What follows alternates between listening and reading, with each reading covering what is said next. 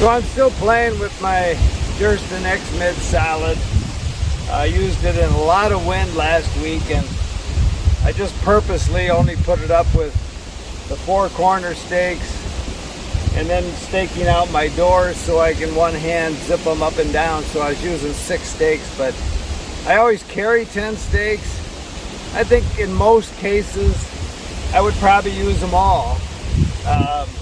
These tie-outs do make it much bigger inside by pulling out the inside tent.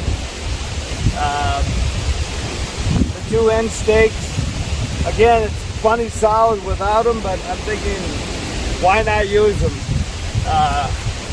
You know, it's just a good solid pitch. But what I have changed is, if you remember in some of my last videos, I made these little cups so I could put the flat end of my hiking poles up. So really this video is probably not for the normal Xmid user. The way this tent was designed by Durston works perfect.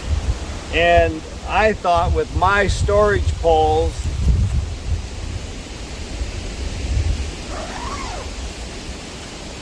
which don't telescope, I wanted my tip down so it'd just be that much shorter, because these are probably, for me, these are probably too long. I like my tent to be flatter to the ground, and for me to get there now, I'm going to have to cut an inch off those poles. But I'm not sure I want to do that, so I think I'd rather live with this little space under here, because like I say, I've just spent a week in some pretty windy conditions and I didn't notice any problem.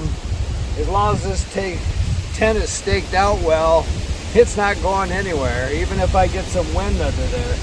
And I've got that double wall tent solid, so I really don't even feel the wind. And so it's just the integrity of the tent, which, unless it blows down a few times, I probably won't change that, because I like the height of my storage poles right now. And again, if I really had a blow that I thought that was going to be a problem, and I find it's going to be a problem, I'll just take my dig tool and put those poles an inch in the ground. Should be no problem. But that's fiddling. I don't like to fiddle. But that's on me. That's not on Durston. The tent is designed perfect for telescoping poles. The other thing I can't do, which you can do with telescoping poles, is insert them right here in this vent hole. Put your pole in there. You don't have to unzip your zipper. I have to unzip the zipper because it's just too tight once you stake out the tent to put a stationary non-telescoping pole up in there. And I mean, it could be done, but it's just a hassle. It's easier to zip open the door, stick it in, zip the door down. So again, most people aren't going to have this issue at all with this tent, you know, with these poles.